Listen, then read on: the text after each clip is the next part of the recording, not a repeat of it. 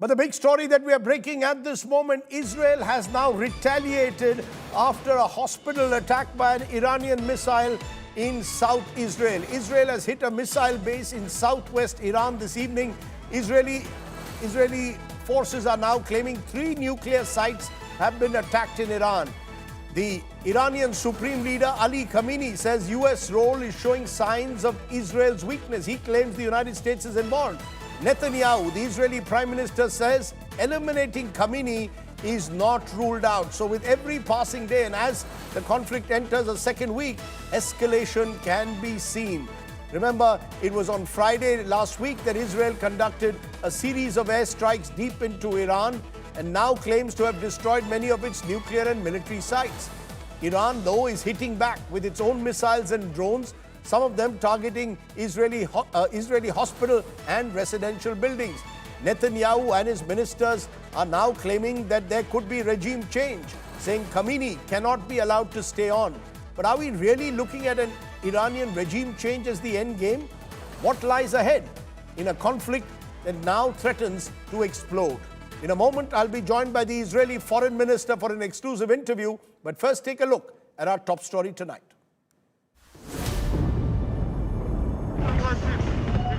A full-scale war in West Asia continues to escalate. For the first time, Israeli hospitals and schools are at the receiving end. Iran fired a barrage of ballistic missiles at Israel's Beersheba area that struck the Soroka Hospital, South Israel's largest medical facility. The hospital sustained considerable damage and several people were injured in the attack.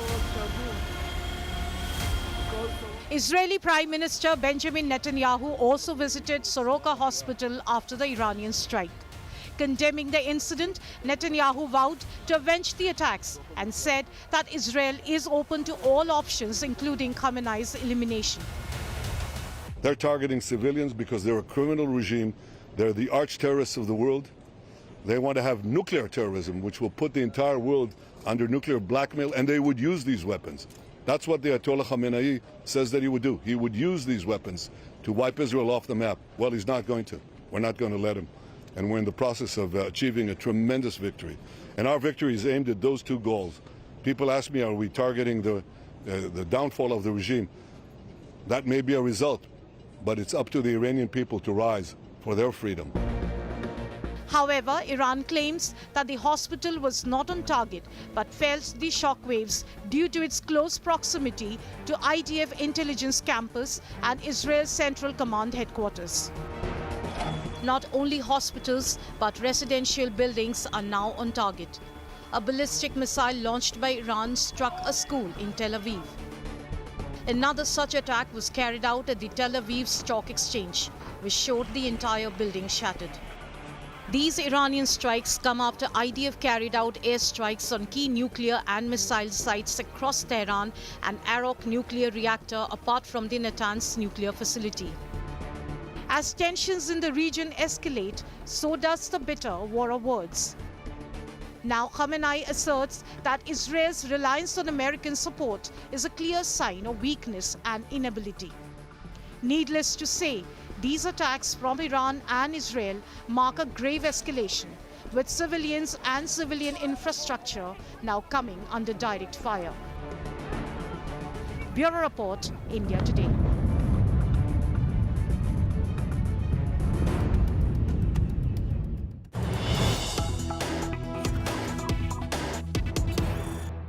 And joining me now is a very special guest. I'm joined by the Israeli Foreign Minister, Gideon Sar. He joins me from the Soroka Hospital, which was hit by an Iranian missile early this morning. Appreciate your joining us, Mr. Sar, in these very tough times. Just wanted to know from you first, you're at the hospital where an Iranian missile struck earlier today. Civilian casualties, it appears, could be mounting. Is that a major concern now, the fact that even hospitals are being struck? Iranians are claiming hospitals in their country are being struck, and now one has been struck in Israel. No, we don't attack hospitals, and and it's not surprising that Iran is doing it, because what they are doing from the beginning of this campaign. They are only targeting civilians and only targeting civilian population centers. And today it's a hospital, it's a civil hospital. The building that was hit is the surgery building, when usually medical teams and doctors are battling to save people's life. And then here Iran wanted to take human life. So it is clearly a war crime, but it demonstrates their approach in general, and is, while we are attacking military objective, nuclear program objectives, missiles objectives, they deliberately attacking only civilians. So how will you respond to those who will say Iran has officially confirmed that 450 Iranians have died since Israel started their strikes 6 days ago? And they claim that many of them are civilians, that this is not just military establishments in Iran which have been struck, but civilians have also lost their lives. So there seems to be almost this civilians getting caught in the crossfire. You know that we took out the leadership of their military establishment, almost every one of them. We took out the establishment, the leaders of the weaponization process of the Iranian nuclear program. And we took them, in a specific targeted operations.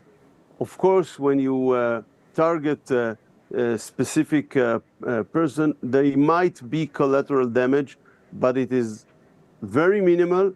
And while we are working for example, in a civilian neighborhood, we are declaring time ahead, and there is an evacuation of this neighborhood, and we are consistently working in order to keep human life, civilian life, which are not involved. There is a difference in the rules of war between targeting civilians and targeting military objectives. Sometimes when you target military objectives, there might be a collateral damage, but it is not to target civilians. It is totally different. And what they are doing, they are violating the rules of law, and they are committing war crimes.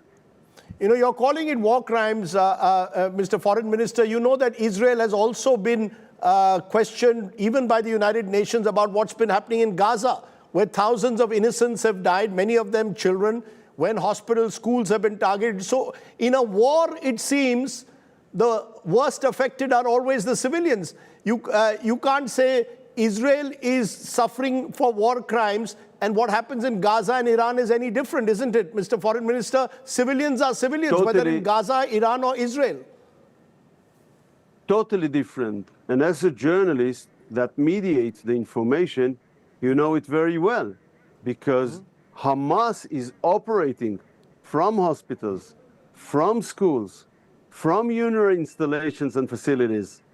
Here in this hospital, you wouldn't find any military activity. It's a civilian hospital.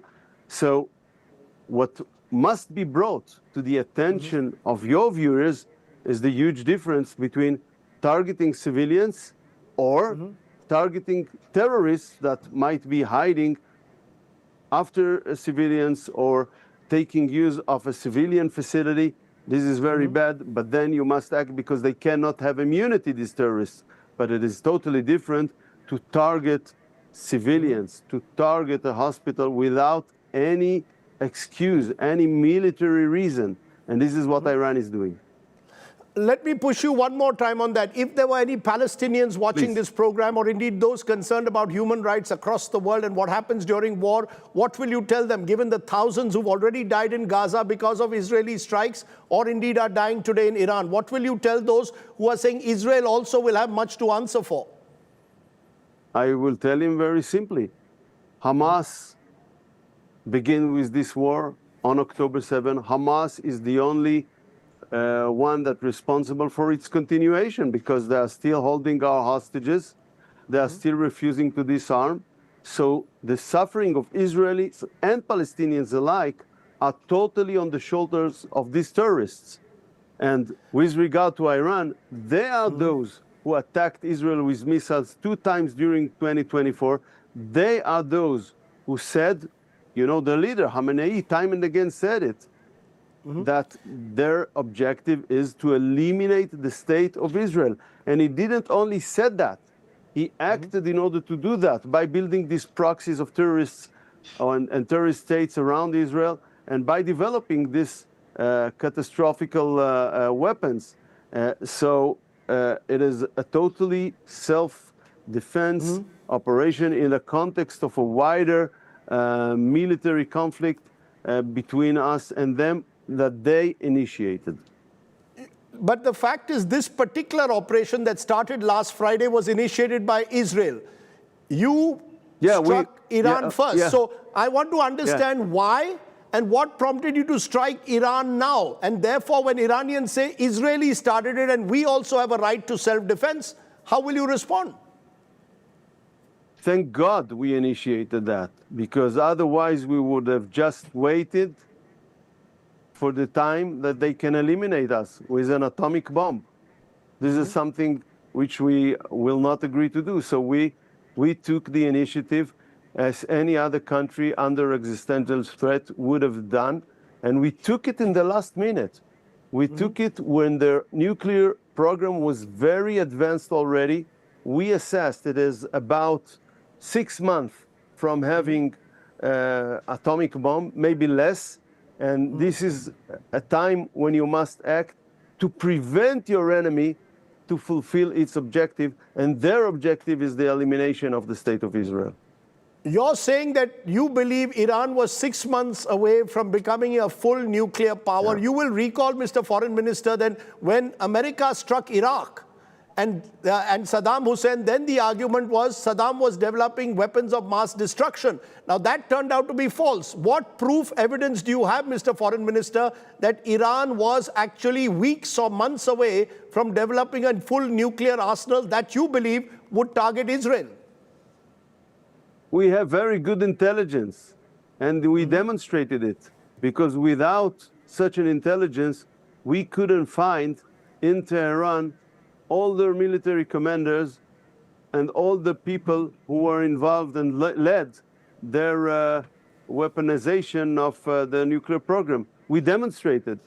We have a very good intelligence. And also here we have a good intelligence. But I tell you more than that.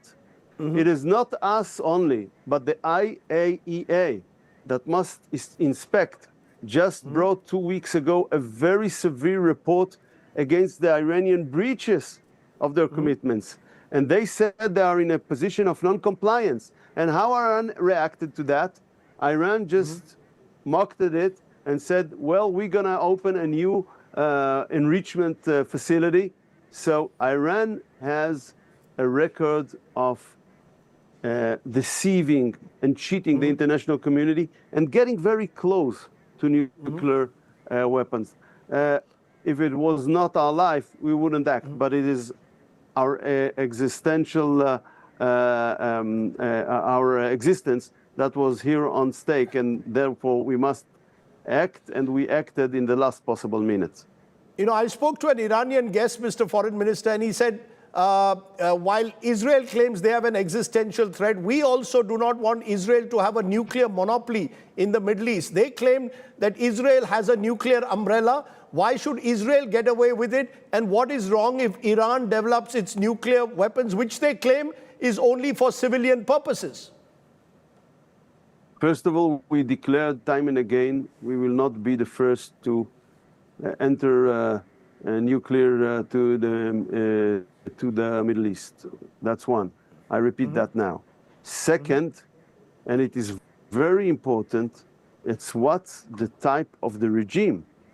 When you are speaking about the most extremist regime on earth, with a fanatic, with a very extremist ideology, to have the most dangerous weapon, it is very dangerous. By the way, not only to Israel. For us, it's existential, but I believe that all the region feels the same. And I think that if they would have got existential, if they would have got nuclear weapons, that would create a nuclear race in the Middle East.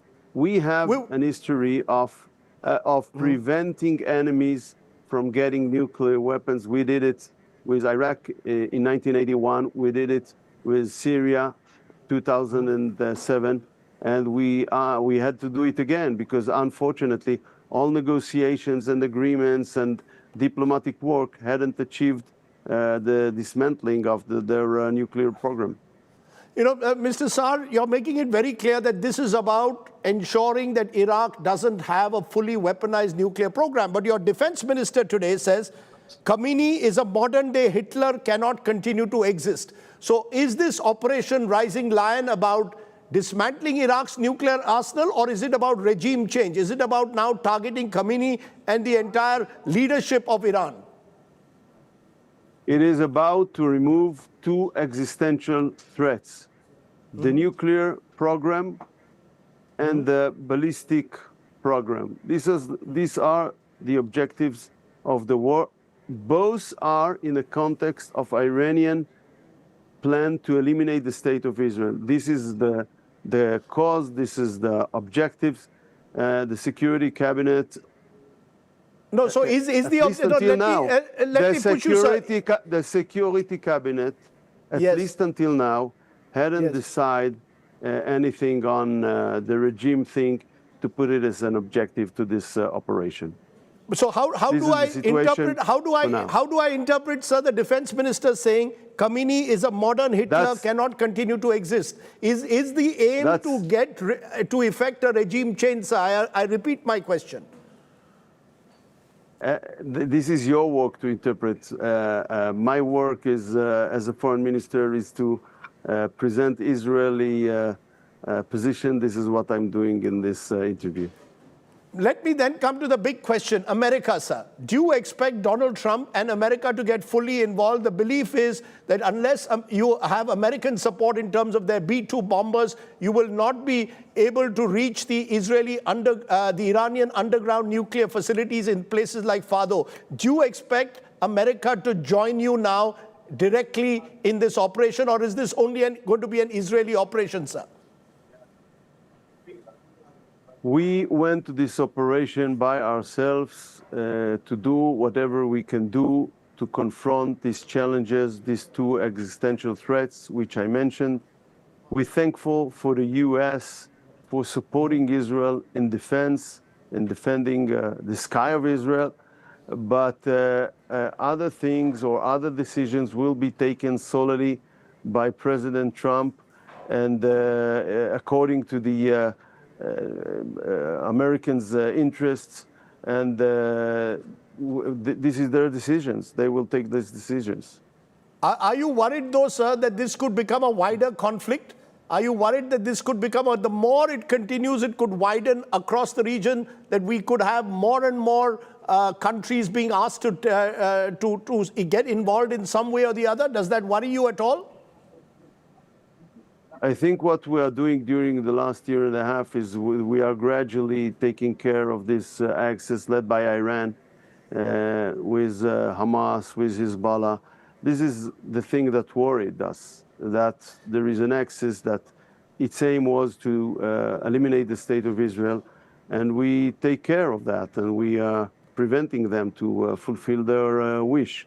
I don't think that other states in the region wants to join this war.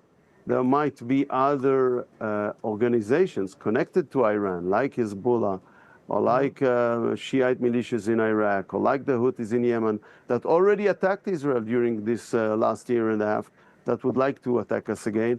And this is something that we took into consideration when we went into this operation. My final question, sir, what role do you expect India to play? India so far has been seen to be, without saying it in so many words, supporting Israel. What exactly do you expect, kind of role do you expect India to play?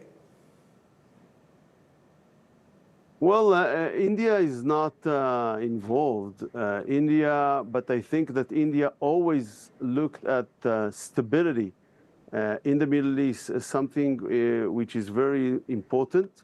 I spoke with Jay Shankar and my colleague, India Foreign Minister. My Prime Minister spoke with Mr. Modi, Prime Minister of India, and we are connecting and we are updating and what we are doing. And I believe that after this operation will be over, we will have a more stable Middle East. And this is something that is very important also to have a progress towards connectivity, towards prosperity from India to Europe, to have this vision implemented of connectivity. But it's very tough to do it while radicals are all around, and we must have a different Middle East. I believe that we will be able to create a different Middle East, a more peaceful Middle East, a more stable Middle East. Are you not worried that this could become a prolonged conflict, though? The longer do you really believe it can be a short, swift conflict? Are you not worried that Israel is not, Iran is not Hezbollah, Iran is not Hamas? They're a sovereign country which will strike back, as you've seen today in the hospital. Therefore, we could be in for a prolonged conflict. Does that not worry you? And that Israel is dragging, in a way, the Middle East into a more unstable situation? First of all, sir, you gave a speech, not a question. Secondly, sir, you said that your previous question is the last question, so we can conclude the interview right now. Okay, sir. I appreciate Foreign Minister Sar for joining me. Thank you so much for joining me. You're welcome. Okay, very interesting there. The Israeli Foreign Minister not committing to what other leaders in Israel are talking about, regime change in Iran, and will this conflict widen? Those are some of the questions that I'm going to put to Michael Rubin, top analyst joining me from Washington. He will join me at 10 p.m. tonight. This is a special show that will be going on till 11 tonight. But I want to turn from there, before I come to you, Michael, to a story that's breaking here back home. Shashi Tharoor, the Congress leader, is back in Kerala, where he's admitted to differences with the Congress leadership. Tharoor says, "I stand for Congress values." Tharoor says wasn't asked to campaign for the Kerala bypoll. And Tharoor has claimed that we will resolve differences behind closed doors. Tharoor says only India line, there was no party line on Operation Sindoor. In fact, Shashi Tharoor was on a flight from Thiruvananthapuram to Delhi when I spoke to him on the phone, and I began by asking Dr. Tharoor, Shashi Tharoor, there are lots of question marks after a statement that you've just made today in Kerala suggesting or admitting, dare I say, that you do have differences of opinion with your Congress leadership. I want to understand, what does this difference of opinion mean, given all that has been happening in the last few weeks with you and your Congress leadership, particularly over Operation Sindoor? I was made it very clear, Rajdeep, on that subject. I have no desire to say anything at all. Whatever differences there may be will have to be discussed behind closed doors with colleagues. As far as I'm concerned, the institutional values of the Congress Party are mine, and the party workers who have stood with me for a long time and whom I've stood with, they're fighting a by-election today, and my heart and support are entirely with them. That's where I am at the moment. But you didn't go for that by-election in Nilambur in Kerala, which took place today. Was that because you were not invited by your own party for the campaign, or because Shashi Tharoor consciously chose to stay away from Kerala during this period? No, I was gone for the bulk of the time of the campaign, and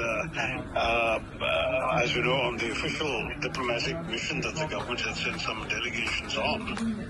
And subsequently, yes, I mean, I wasn't asked to come, and given that I was confident our people were doing well without me, and since there was no particular request, I fulfilled other prior commitments. But as far as I'm concerned, we have a good candidate, and I hope he wins. I'm strongly supporting him. But there is this growing rift, isn't there? Particularly after Operation Sindoor, you went on that all-party delegation. Despite your party having reservations, there is these differences between you and your party leadership. You have been seen to go against the party line in a sense, and that's why many of these questions have risen. Is Shashi Tharoor slowly and steadily drifting away and leaving the Congress sooner or later, Dr. Tharoor? There's no question of a party line. It was a question of the national line that I took, which is the line that I think all delegations, which included members from multiple parties, have all taken during their visits abroad. We had a very clear message we needed to give to the foreign countries we visited, and I think that message was very well received. It was a very clear, consistent, coherent message, and that is what the nation stood for. I have no difficulty with many opposition parties calling for the government to take them into confidence in a parliament session. But as far as the question of talking to the outside world is concerned, there is only one line, and that's the national line. It's what India stands for. Simple as that. Okay, Shashi Tharoor joining me on the phone line a short while ago. I want to go straight across to Maushmi Singh. She covers the Congress party for us. Maushmi, you've also been speaking to Dr. Tharoor and to Congress leaders here. Is there any possibility of Shashi Tharoor getting a meeting or an audience with Rahul Gandhi, whose birthday it is today? Or do you believe that slowly but surely Shashi Tharoor is drifting away from the Congress? What are you picking up? I do believe that Rajiv, there will be some attempts by Shashi Tharoor to reach out and speak to the party leadership, because he's clearly not ready to be sidelined in Kerala in the way he did admit to you that he received no request for campaigning for the by-elections there. So clearly, and he had told me earlier on that he would be staying in his constituency till the parliament monsoon session. But he is returning today to Delhi, and thereby I do believe that with Rahul Gandhi back in Delhi, there could be an appointment sought by Dr. Tharoor. One will have to wait and see whether that appointment is given, because last time round he had to really wait very long for an appointment and audience with Rahul Gandhi. And somewhere, the General Secretary organization, KC Venugopal, does have a part to play in the entire crisis. You know, what I want to understand, you mentioned KC Venugopal. Is that really the battle within a battle? KC Venugopal also has his eyes set on Kerala chief ministership if the Congress wins the assembly elections next year. Shashi Tharoor has been keen to play a greater role in Kerala. Is that the battle within a battle? KC Venugopal very close to Rahul Gandhi, and Shashi Tharoor therefore realizing that his options within the Congress, even in Kerala, may be becoming less and less? Absolutely, Rajdeep. I really do think that the entire trigger started with him contesting for the president's post, a Congress president's post. But the entire this relationship has got strained after the Kerala politics really rolled out, and with the upcoming elections, Shashi Tharoor wants a bigger role. We are told that KC Venugopal could also be interested in looking for the top job in Kerala in the assembly elections, and there are multiple contenders there. And Shashi Tharoor, needless to say, says feels that the time has come. He's waited for too long, and he wants to play his part in Kerala politics, and that has to be one of the main lead roles. So there are multiple contenders for the lead role. One will have to wait and see that whether it will be like a clash within a tussle within the party over that issue. Maushmi Singh, for giving us your perspective on that story. Appreciate you joining me there, Maushmi Singh, on the Shashi Tharoor question. Let's turn to another big question that's swirling in the wind. A damning inquiry report which India Today has accessed has now confirmed the serious alleged misconduct by Justice Yashwant Verma in the infamous cash haul case. Remember, cash was found at the judge's residence in New Delhi a few months ago. A 3-member Supreme Court panel found that a large amount of cash, partially burned, was stored inside the judge's official residence at 30 Tughlaq Crescent. The storeroom was under the covert or active control of Justice Verma and his family, according to that report. The findings, they say, are based on direct and electronic evidence taken during the March 15 fire incident, which showed the charred notes inside the storeroom. Significantly, the panel questioned Justice Verma's daughter, staff secretary, and noted no plausible explanation was offered for the cash. The report concludes there's sufficient substance in the CJI's allegations and has recommended initiating impeachment proceedings against Justice Verma, calling his conduct suspicious and damaging to public trust. For more, I'm joined by our legal affairs editor, Nalini Sharma, spoke to us a short while ago. She tells us what happens next. The report of the inquiry committee in the Justice Yashwant Verma case is now out in public domain, as are details regarding the involvement of his daughter and crucial eyewitness testimonies on the basis of which it was recommended that he should be impeached as a sitting High Court judge. The report of the in-house committee states that Justice Yashwant Verma's daughter Riya Verma's testimony cannot be relied on, mainly due to the contradictions in her statements made on different days. Along with that, it also talks about eyewitness testimonies of at least 10 persons from the Delhi Fire Services and the Delhi Police who have all confirmed that they themselves saw bundles of 500 rupee denomination notes in the storeroom where the fire had occurred on the intervening night of March 14th and 15th at 30 Tughlaq Crescent Road. Along with this, the report has also flagged some unnatural behavior by Justice Yashwant Verma during the entire incident. For example, he did not visit the site of the incident even after his return to Delhi on the 15th of March. Along with that, when the transfer was recommended to Allahabad High Court, he just within a few hours accepted the transfer without even trying to find the reasons behind it. Most importantly, the committee stated that the allegation that is being raised by Justice Verma regarding a conspiracy does not hold because he himself did not make any complaint or bring the matter to the notice of the Chief Justice of the High Court or the Chief Justice of India. In the upcoming monsoon session, we are expecting further impeachment motion to now be introduced, and it remains to be seen what happens now before the proceedings in the Parliament. In New Delhi, for India Today, this is Nalini Sharma. Interesting report. Big questions. Who does the cash then really belong to?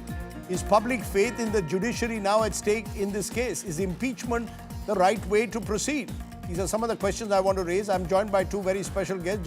Justice Sanjeev Mukherjee, former Chief Justice of the High Courts of Madras and Meghalaya, joins me. Sanjay Hegde, Senior Advocate, Supreme Court, joins me. Justice Banerjee, to you first. You've been on this show before where we've raised this question, but now we've got the actual report.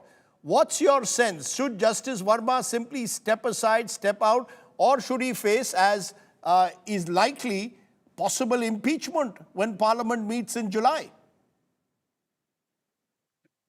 Well, I can't speak for him, but so far he's been steadfast in his defense, and he hasn't offered a plausible explanation. That's the only problem. And the report is quite damning to the extent that you've quoted it, that no one but he and his close family members had access to that outhouse, that the security camera over there was not functioning, and that he didn't bother to go back to that place even after he returned.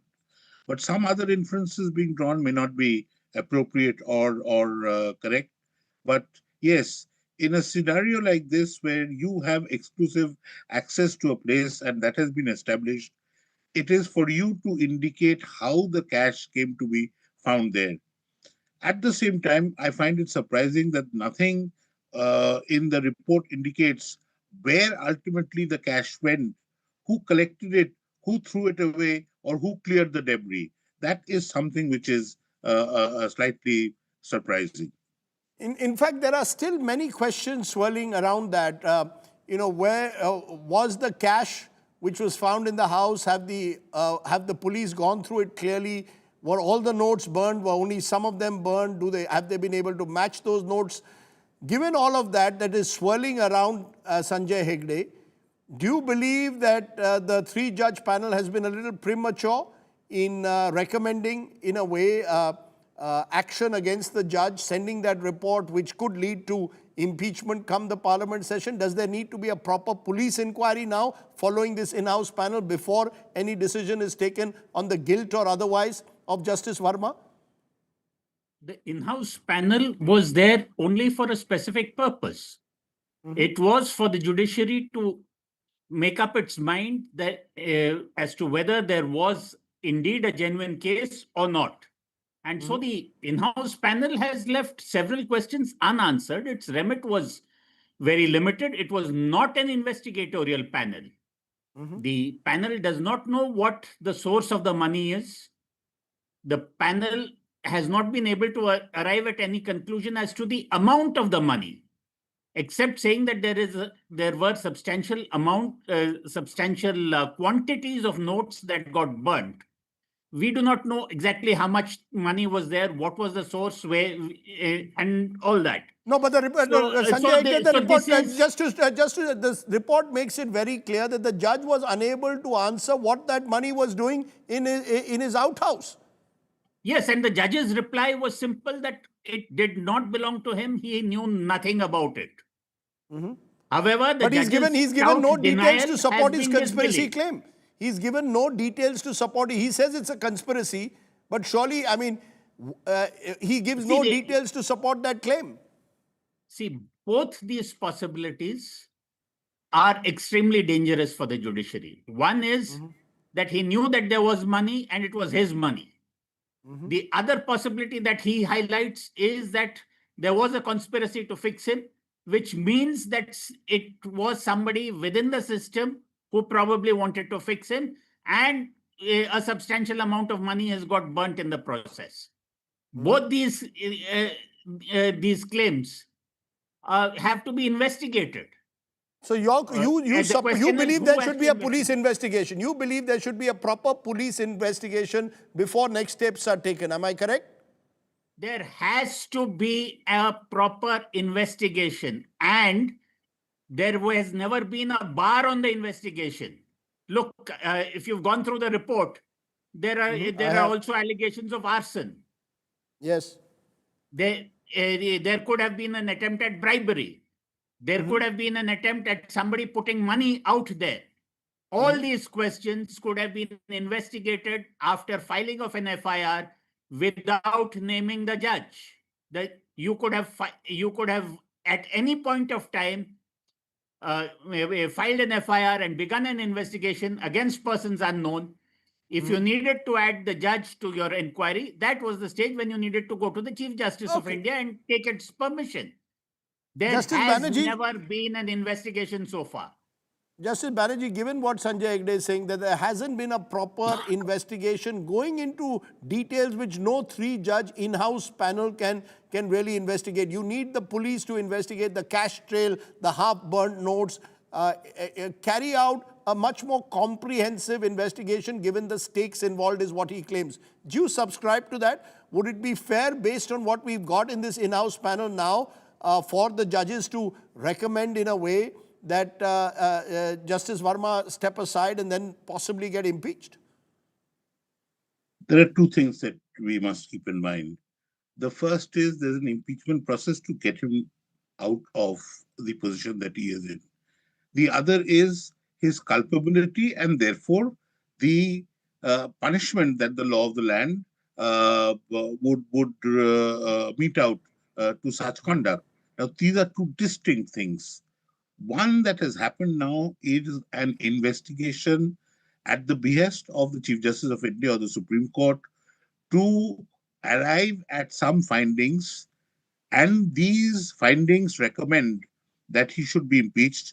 Once the impeachment process begins, there's an investigation which is independently conducted in course of that process. There also, Justice Verma will get a chance to answer the investigation that will be conducted under that process. Will also look into various other aspects.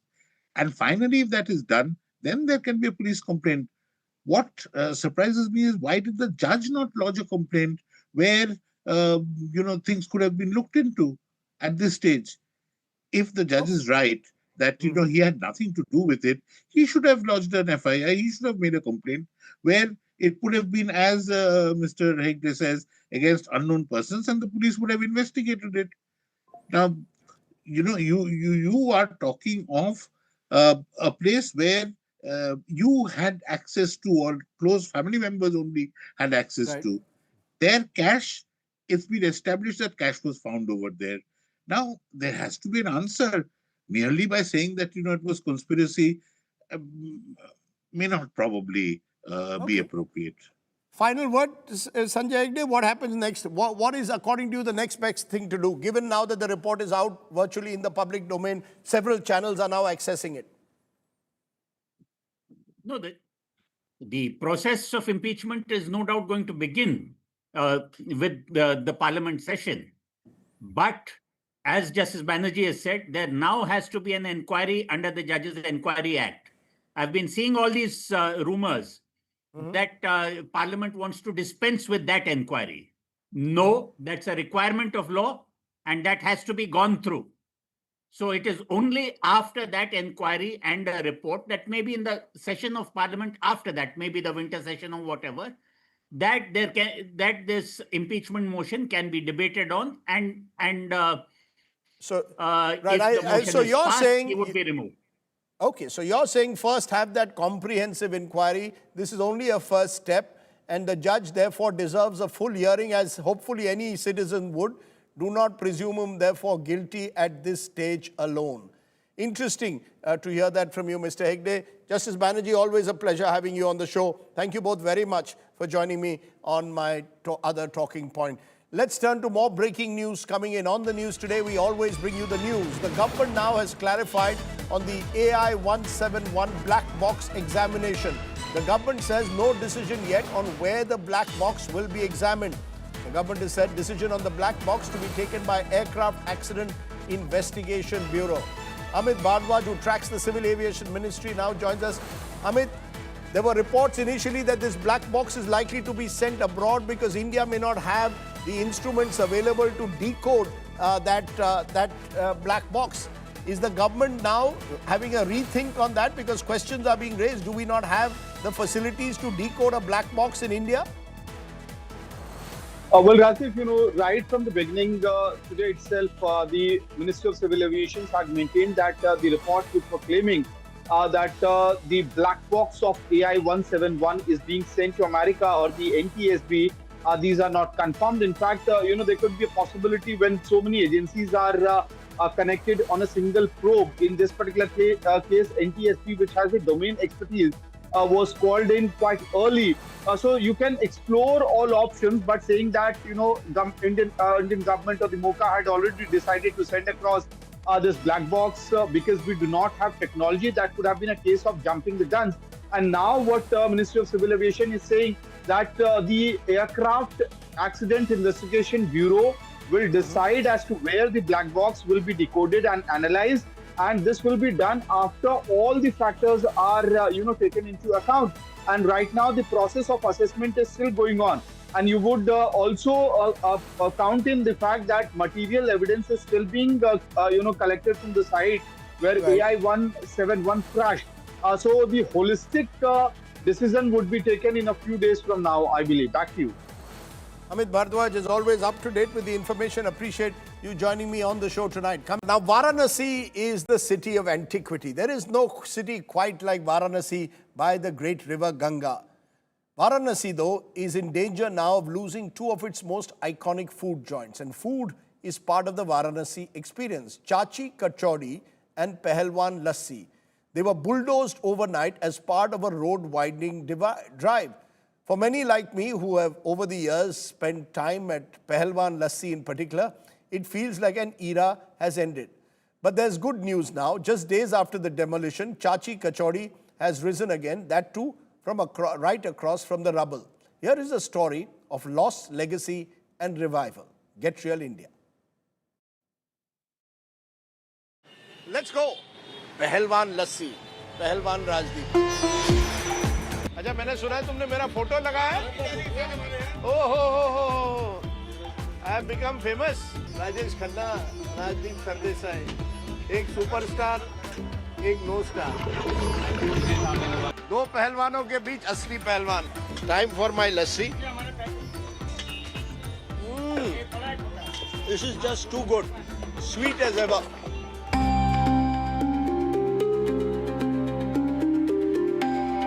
When one thinks of Kashi, it's not just the aartis on the ghats or the echo of temple bells that come to mind. It's also the sizzle of a hot kachori, the clink of a lassi glass, and the irresistible aroma of a city where faith meets food, and both are served piping hot. And nothing symbolizes the allure of Varanasi's gastronomic delights more than a sumptuous glass of Pahalwan Lassi, right after some delicious kachoris from Chachi's. But all of that ended on the night of June 17th, when bulldozers rolled into Ravidas Gate in Varanasi's Lanka area and reduced to rubble what locals called heritage. Chachi Kachori, a 115-year-old shop, and Pahalwan Lassi, nearly 80 years old by itself. इन लोगों को इस तरह रातों रात मतलब जो हमें लगता है कि 2 घंटा लगा था पूरा यहाँ पे कहानी ख़त्म हो गई थी। विगत वर्षों से तो ये था ये चीज़ें कि ये टूटना है, लेकिन ये एकाएक से प्रोसेसिंग 4 दिन में बहुत तेज़ी से हुआ। It's not just Pahalwan's legacy that was demolished. Chachi, or Channi Devi, was no ordinary food vendor. She served her kachoris hot and her blessings with choicely delivered abuse. Locals considered it lucky. BHU students, professors and even vice-chancellors came not just for the food but the folklore. हमारी दुकान तो 110 साल पुरानी है और माता जी के नाम से चलती थी। अब वो तो ख़त्म हो चुकी है। ठीक उसी दुकान के ठीक सामने हमारी एक दुकान है। अब उसी को हम लोग चालू करने जा रहे हैं और उसी से सब चलेगी। पहले बताते ही लोग, अब 1 हफ्ते के अंदर बस ये बता देना कि आपको दुकान खाली करना है, तो वहाँ पे जितने भी आज सभी लोग वहाँ रो रहे हैं। सरकार द्वारा कहें चाहे किसके द्वारा कहें, एक पीढ़ी समझ लीजिए वहाँ की एक पीढ़ी समाप्त हो गई। But from rock bottom arises resilience. In just a few days, Chachi Kachori has found a new home, directly across from the debris of the original shop. The aroma of fried kachoris is back, and with it, a taste of continuity. But the larger question remains, can heritage always make a comeback? Or are we choosing to trade legacy for lanes? Bureau Report, India Today. Let's hope my friend in Pahalwan Lassi gets his shop back. Okay, fact check at the moment. An Iranian anchor says Allah will protect her before blast in the studio. The fact is that was a mistranslation. She speaks about the sounds of aggression against Iran instead. Okay, let's turn now to our good news today's story. Lions, elephants and camels made entirely from scrap material. Noida's grand new safari park is turning 500 tons of scrap into a steel safari, showcasing a mix of art, innovation and eco-reform. Take a look at our good news story.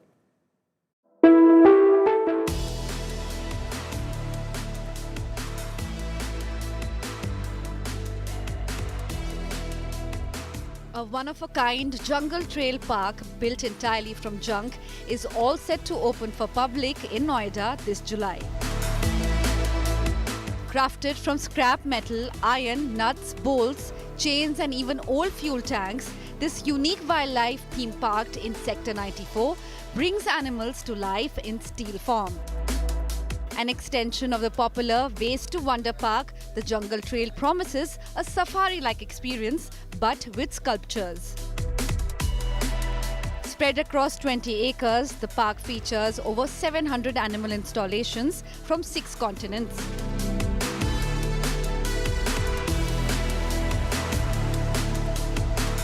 Lions, elephants, camels and hundreds of bird species, each a stunning blend of imagination and artistry. The project has been developed by Noida Authority in collaboration with ZTech, the firm behind UP Darshan Park and Happiness Park in Lucknow. पूरे भारत के लिए तो सबसे पहली चीज़ मुझे लगता है, जहाँ तक कि विश्व में भी पहली बार ऐसा बनाया कि ये सारे वेस्ट जो हमारे नोएडा में है, करीब 400 से 500 टन के आसपास जो वेस्ट है, जिसमें स्ट्रीट लाइट्स हैं, पाइप्स हैं और दुनिया भर की जो चीज़ें हम लोग यूज़ नहीं कर पाते हैं, सीमेंट के पीसेज हैं, पत्थर हैं, उसको लेकर के ये बनाया जा रहा है। इसके लिए हमारे माननीय मुख्यमंत्री जी की जो एक चीज़ थी कि इसको रिसाइकिल करते हैं, और CO sir M Lokesh sir का गाइडेंस है कि इसमें हमें 5 स्वच्छता रैंक में भी हमें 5 नंबर की इसमें ग्रेस मिलता है। The park will also offer a night jungle safari where dramatic lightings add a magical touch to the sculptures after dark. Over 500 tons of iron scrap were reused in creating the park.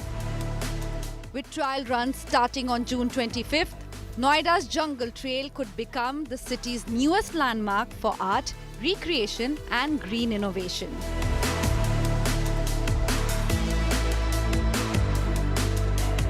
With Manisha Ladda in Noida, Bureau Report, India Today. Okay, in a moment from now, I'll be joined at the top of the hour by Michael Rubin, someone who knows the Trump administration very well. Is Donald Trump going to act in Iran now or not? That's the big question. I'll also be joined by top Indian diplomat Javed Ashraf on India's role, so plenty up ahead. But first, as I go into this break, our image of the day. Yesterday, we brought you a tearful image of the last rites of AI-171 Captain Sabharwal. Today, the equally poignant image of the last journey of his co-pilot, Clive Kundar, given a tearful goodbye by his loved ones in Mumbai. Our thoughts with all of them, our prayers with all of them. Thanks for watching. Back in a moment.